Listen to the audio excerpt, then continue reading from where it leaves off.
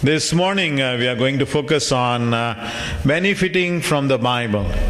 You see, benefiting from the Bible, our key verse is James chapter 1 and verse 25. James 1:25.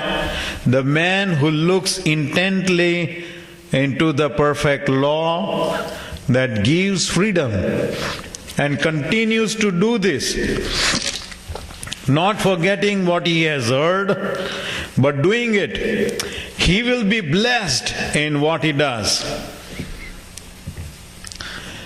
You see, there are so many blessings in the Word of God, so many benefits of the Word of God, but how we may receive them in our life, you see, that is what we want to see this morning. You see, our lives have to be controlled and governed by the Word of God. And you see, Bible is a book of blessings and benefits, and it promises us so many things like comfort and strength and hope and wisdom, knowledge and joy. But how can we obtain them? You see, there was a preacher and a soap manufacturer, and they were walking down the street. And as they were walking down the street, they noticed so many wrong things. You see, people were fighting with each other, quarreling with each other. People were not treating each other properly. And the soap manufacturer turns to the preacher and says, "See, your Bible is not working, you see. And people's lives are filled with corruption and all kinds of bad things, and it looks like your Bible is not working." The preacher kept quiet, you see. And they kept on walking further down the street, and they came up to the bunch of children, and the children were so dirty and full of all kinds of filth as if they had not taken bath for a number of weeks. And the preacher says, "It looks like your soap is not working."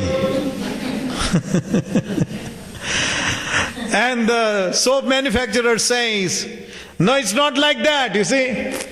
People have to learn how to use the soap. They must use the soap and they must apply it in their life." And the preacher said, "So does with the Bible, you see. Bible also has to be used in your life and has to be applied appropriately, you see. Then only it can change and transform your life, and it can bring many, many blessings of God into your lives." You see, there are people who read the Bible and they mark up the Bible so much. But after doing that, you have to allow the Bible to mark our very own lives, you see. The Bible also has to mark our lives, you see. We have to allow the Bible to change our lives. And so the first thing, as we read in verse 21, James 1:21, you see, there must be a willingness to receive the word, you see. "Therefore get rid of all moral filth and evil that is so prevalent. Humbly receive the word planted in you." Says, humbly accept the word that is planted in you. That is what the Bible says. You must receive of the word. You must humbly accept the word that has been planted in you. The Greek word used for this particular word called accept or receive is hospitality. It's like welcoming the word openly into your life. You see, it says you should welcome the word of God openly into your life. Accept it. Give access to the word of God to your life. Accept the word planted in you. The word has to be planted in you, or the word is being planted in you. We read about the parable of sower in Matthew chapter 13, when Jesus was upon this earth. As he was talking to the disciples, he told them a parable about a sower and the seed. A sower went out to plant the seed, to sow the seed, and there he talks about 4 conditions of the heart. You see, Jesus talks in this parable about the 4 conditions of the heart. The first heart was an unprepared heart. The unprepared heart, the heart which is not prepared or is not ready to receive of the word. When the heart is not prepared or ready to receive the seed or the word, what happens? They just do not receive the word of God. Even if the word of God is being spoken upon their lives, they don't receive it. So what happens? The devil comes and steals away the word. The second type of heart is the hardened heart. The hardened heart. You see, this heart, when hears the word of God, initially receives it with joy. But what happens later on when troubles come in the life, they throw out the word. When trouble comes in the life, they have to in fact depend or rely on the word of God. Instead of what they do, they throw the word out. Why? Because the troubles have come in their life. And that shows they have lack of commitment to the word of God. When there is a lack of commitment to the word of God, troubles come, they go away from the Bible. They throw away the word of God. And that is a hardened heart. The word cannot take root in their lives. The third heart is the crowded heart. This heart is a crowded heart. Because these are the type of people, their hearts are full of cares and desires and the lusts of the world. They keep on running after materialism. They keep on desiring for the prosperity and the riches and the wealth of the world. And they just keep on running after them. So what happens when the word of God comes? The word of God finds no place in their heart, you see. The word of God cannot find room in their heart. The word of God has been crowded out, you see, by the wealth and desire for the riches and the material things of the world. And they just keep running after those things all the time, you see. They never give time for the word of God, you see. And so the word of God gets crowded out of their hearts. But the fourth condition of the heart is a prepared heart. The prepared heart, you see, the ground has been cultivated and watered by prayers, you see. This is a prepared heart. The weeds have been removed, you see. The weeds are all removed. The ground has been cultivated, it has been watered by prayers, and when the word of God comes, the word of God has enough room to take root in that heart, you see. And the word can grow, you see. And when it grows, it becomes mature and can produce 60, 70 and 100-fold fruit, you see. And so, my dear friends, this is how we have to receive the word of God. You see, when we go out and do crusades, you see, there will be a huge crowd. You see, all kinds of people are there. And you preach the gospel message. But in that whole crowd has heard that same gospel message, right? Same gospel message has been pronounced upon their life. But only some of them, they have a good heart and they respond to the gospel message and they believe in Jesus, give their lives to Christ. Rest of them heard that same gospel message, but nothing happened, you see. Nothing happened in their life. And so it is like that. And so that's why Bible says we must listen carefully to what God's word tells us. Hebrews chapter 2 verse 1. Hebrews chapter 2 verse 1. I am reading from the Living Bible. So we must listen very carefully to the truths we have heard, or we may drift away from them. You see, we have to carefully listen to the Word of God and receive the Word of God, you see. Otherwise, what happens? You will get drifted away from the truth of the Word of God. And here in James chapter 1, verse 19, in our today's passage, James 1:19 says, be quick to listen. Be quick to listen the Word of God, he says. Give to the Word of God your full attention, you see.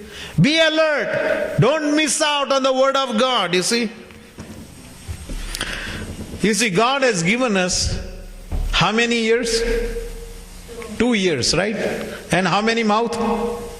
1 mouth. So God wants us to listen more and talk less, you see. Because when we are talking, we are not listening, you see. And so God wants us to listen more of God's Word, you see. But then there are people who keep on talking or arguing with the Word of God. Why they argue with the Word of God? Because they do not want to accept the Word of God. They do not want to, they want to escape from God's Word. So they always keep thinking how they can find to argue with the Word of God, or how to find a loophole in the Word of God. But there are no loopholes in the Word of God. Mind well, you see. There was one devout atheist, you see. And this devout atheist never believed in God, never read the Bible. And one day he was so seriously sick, and he was on the deathbed, and he was dying. And so a preacher walked in to have prayer with him. And so when his pastor saw him that he is reading the Bible, he said, I'm glad that you are studying the Bible. And that fellow looked up from his bed and said, no, I'm not studying the Bible. I'm looking for the loopholes. I'm looking for the loopholes in the Word of God, he said. And so the preacher is asking him why. And he says, because shortly now I'm going to face God in whom I've never believed, you see. And so I'm trying to find some loopholes. And as he was speaking, he died, you see. My dear friends, there are no loopholes. You see, those were his just last words. And so that's why when we have the opportunity, we must read the Word of God. We must carefully listen to God's Word. Secondly, Bible says in verse 21, that we must be clean, you see. Verse 21 says, get rid of all moral filth and evil that is so prevalent.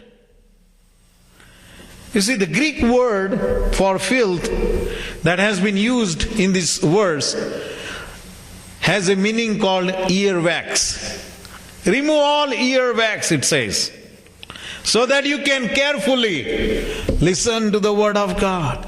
You see, sometimes there are sins or some habits in our life that block God's Word entering in our life.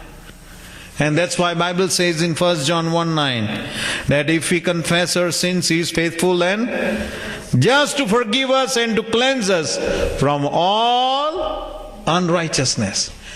We have to go to the Lord and ask the Lord to forgive us of all the sins that are blocking God from working in our lives. We need to ask God to remove everything that is blocking from the Word of God to take root in our souls, in our spirits, in our heart. We need to ask the Lord to do it. And when the Lord weeds out those things from our life, the Word of God is able to find room to grow in our hearts and help us to grow in our salvation, to become mature in our salvation. We need to grow up spiritually. It helps us to grow up spiritually. And verse 21 says, humbly accept the word of God planted in you. What does that mean? Humbly. That is, be teachable, you see. Be yielded. Be humble. Be willing to change as the Word of God wants you to change, you see. Be humble to be transformed. You see, people don't like change, you see. It's very difficult to bring any kinds of changes. People always hate change because when change comes, it takes away your comforts. It takes away the ways you are used to do those things as you have been doing it. Now we are very comfortable with the way we have been doing things, you see. When we have to do it in a new way, then it becomes difficult, you see. But if we are to be transformed into the likeness of Jesus Christ, if we have to be transformed into the image of Christ, you see, we have to transform every day. You see, the day you were saved, the day you gave your life to Jesus, the day you prayed the prayer of repentance, your salvation began. Your transformation began. But you are not transformed 100%, let me tell you. You are not transformed right away, fully and totally and completely. No. You are in the process of transformation. Till we meet Jesus. Till we see His face, we are in the process of transformation. And so we need to keep on changing, you see. We need to keep on transforming. And that's why we need to comply humbly and be teachable, be yielded, be willing to change. And always pray, God, do what is needed to be done in my life, you see. Even this morning, I was praying, God, do something in my life that needs to be changed, you see. I need to keep on changing, you see. I know there are certain things that are hard within me that doesn't want to change. And I asked the Lord, no, you got to change it. You have to transform me into the image of my Savior, Lord Jesus Christ. Then only I can become an effective vessel in your hands. Let's read verse 23. In order to receive the benefits from the Word of God, we have to do all this, you see. We have to learn how to apply it in our lives. Verse 23, James 1:23. Anyone who listens to the Word but does not do what it says is like a man who looks at his face in a mirror, and after looking at himself, immediately goes away and immediately forgets what he looks like. You see, God's Word is like a mirror, you see. It's like a mirror. You can see your spiritual self in the Word of God, you see. What is the purpose behind a mirror? What is the purpose to look yourself in a mirror? The purpose is to evaluate yourself, isn't it? When you look into the mirror, what do? You evaluate yourself. Whether I'm looking okay, looking good, looking presentable or not, you see. Otherwise you need to see that your tie is in its proper place or not, the buttons are properly done or not, or they are upside down. You know, we need to check all those things. So we evaluate ourselves when we look into the mirror, you see. But there are people, they look at the mirror in two ways. Some people, when they look at the mirror, they gaze into the mirror, you see.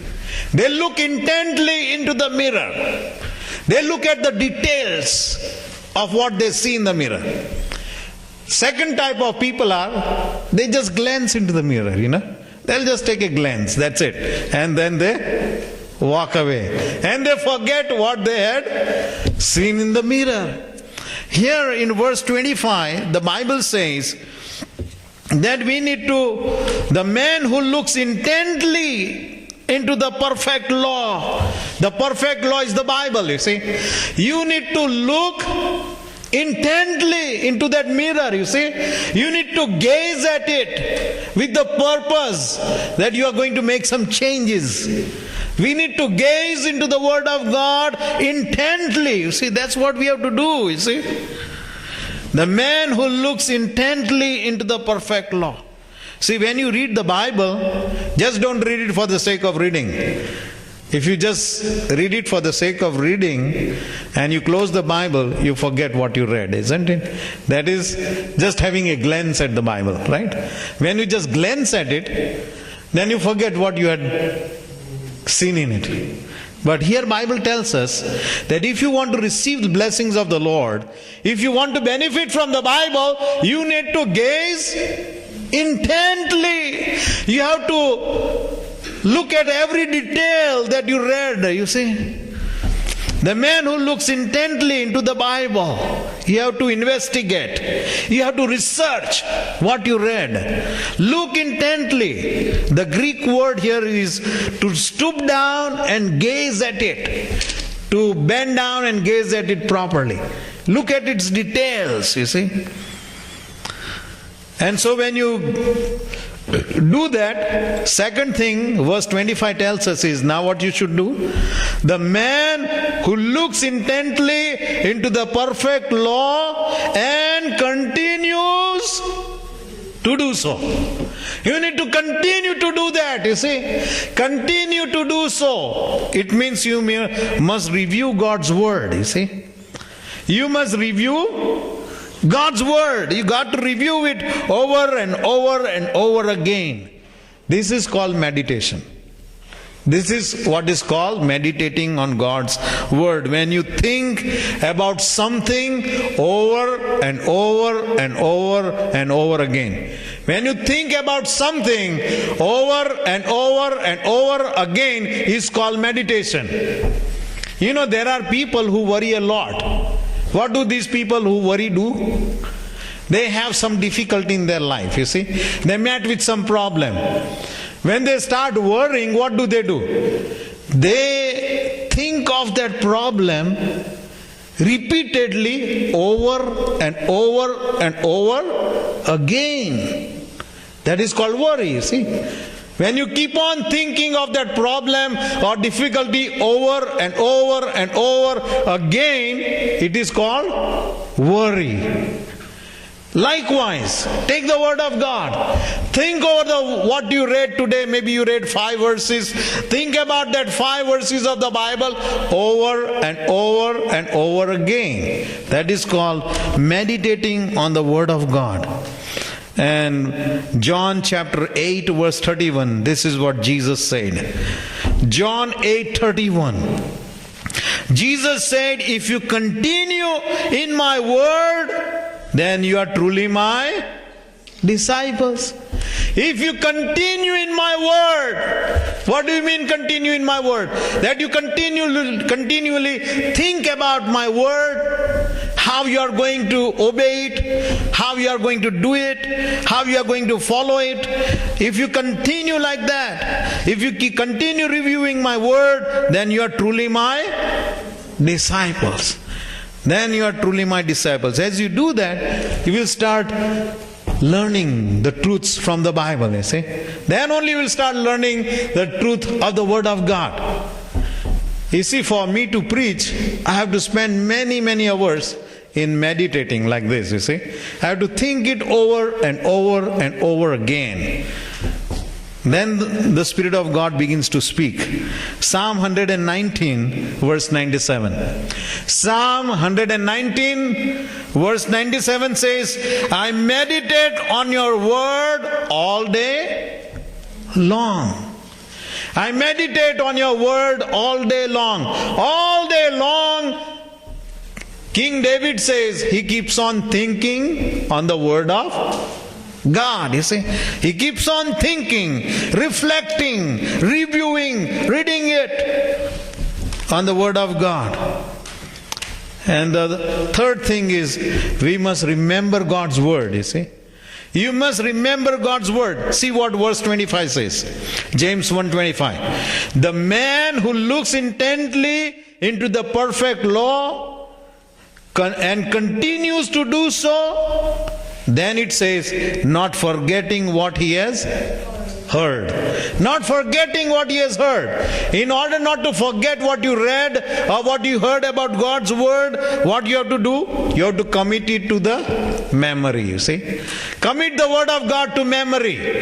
You must remember God's word. If you remember God's word, then you will be able to apply it in your life, in your daily life. If you don't remember, how you are going to apply it in your daily life? You will not be able to do that. In order to apply it in our daily life, we have to remember God's word. You see what happened to Adam and Eve? Adam and Eve received God's word, but they did not remember it. So what happened when the devil came in the Garden of Eden and began questioning them about God's word? You see, the devil was questioning them about God's word. He was not questioning them about anything else. He was questioning Adam and Eve about what God had said. Did God say that you cannot even touch the fruit of this tree?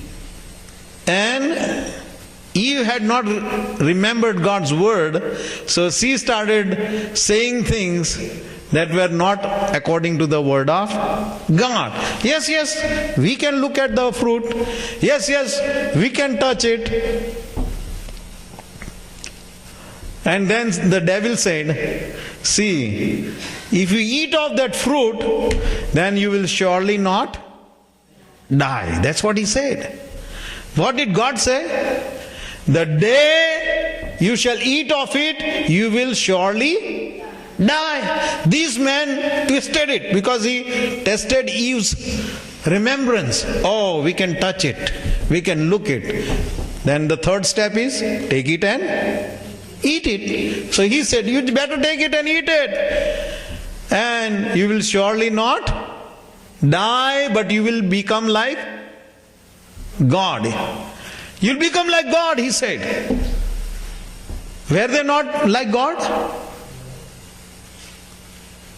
They were like God. You see, God, when he said in Genesis 1:26, let us make man in our own image and likeness. They were already like God. They should not listen to the devil who says you eat of that fruit, after you eat that fruit you'll be like God. No, they were already like God.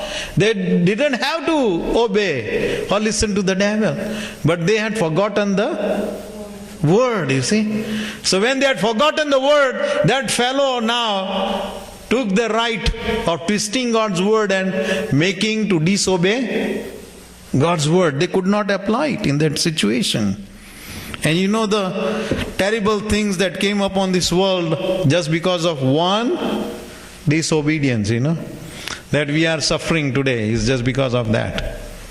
And so my dear friends, you see, that's why Bible says in Psalm 119 verse 11.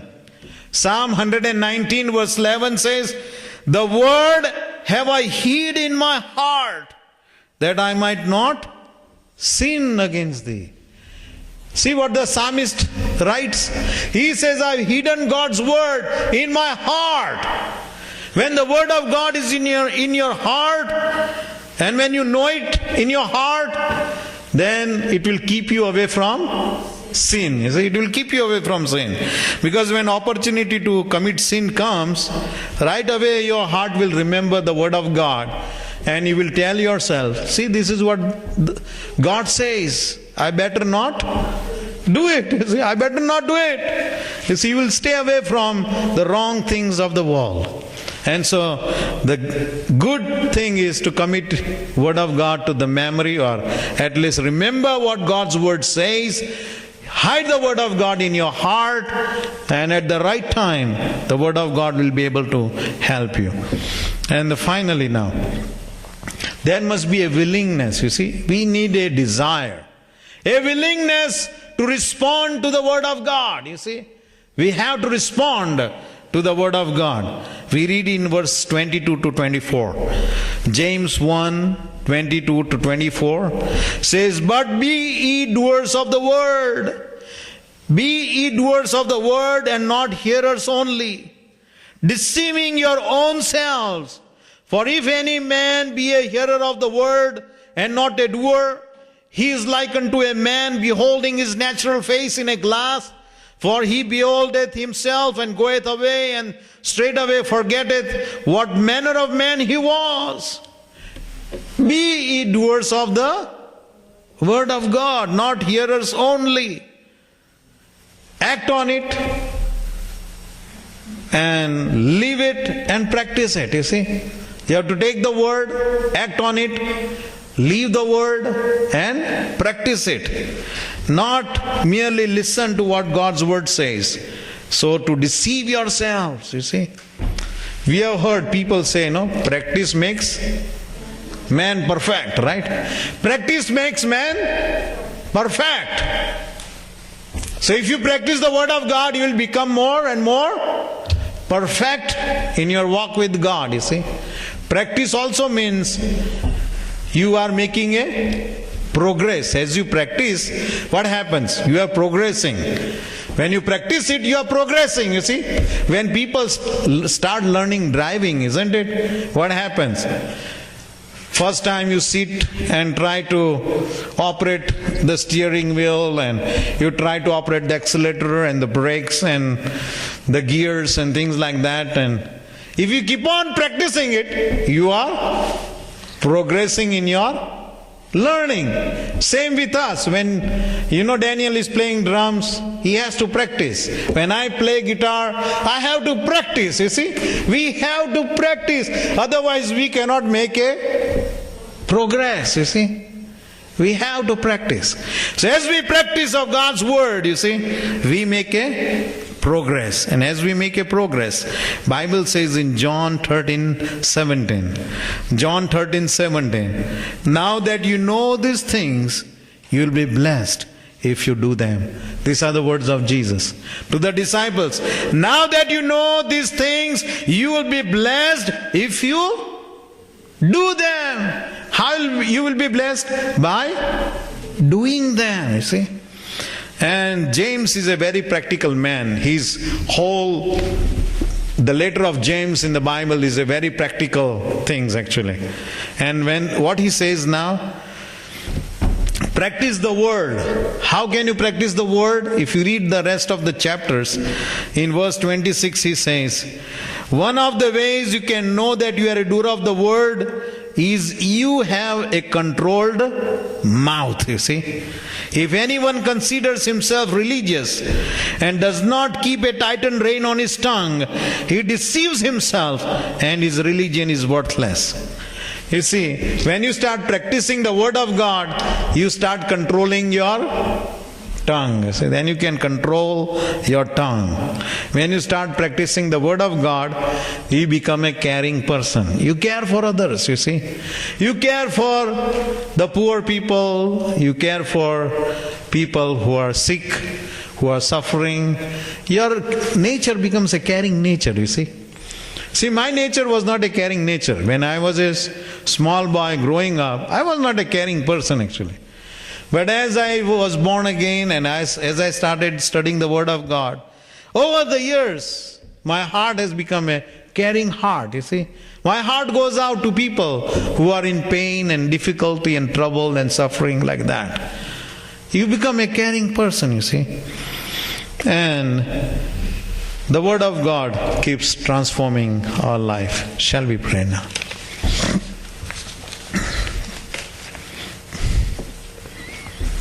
See, today what we learned was, how can we benefit from the Bible, from the Word of God? This is how we can benefit. That we have to intently look into the Word of God, gaze at it, not glance at it, but gaze at it. Look to the Word of God in all its details, and then meditate on God's Word. Think on God's word over and over and over again. Review it over and over again. And then commit it to your memory. And then start practicing it, applying it, doing it. And God will bless your life abundantly. You'll become more and more transformed into the image and the likeness of our Lord Jesus. Pray in your heart, Lord, teach me. Help me to do all these things. Help me how to learn from the Bible and to gain my pure spiritual milk from the Bible every day and to grow my spirit into a mature, grown-up spirit. Let your spirit grow into a deeper relationship with the Creator of your spirit.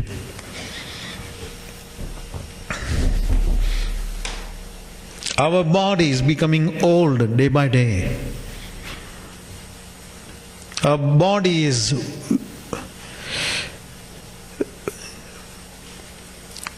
dying actually, slowly. But we have to be growing in our spirit, because one day we will be entering into the spirit world actually.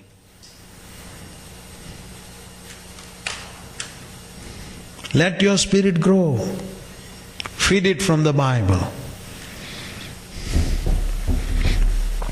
Our loving Heavenly Father, thank you, Lord, for speaking to us this morning. Thank you that your word has come in its power and in its brilliance.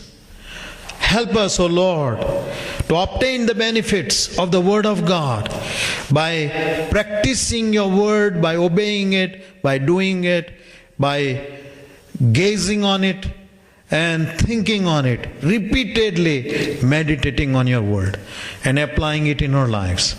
So that, Lord, our spirit may keep on growing stronger and stronger as our bodies are becoming weaker and weaker day by day. And one day there will be no more, but our spirits would have graduated to the higher levels of walk with God. Thank you, Father God, for this word. Bless your people now, I ask in Jesus' name. Amen.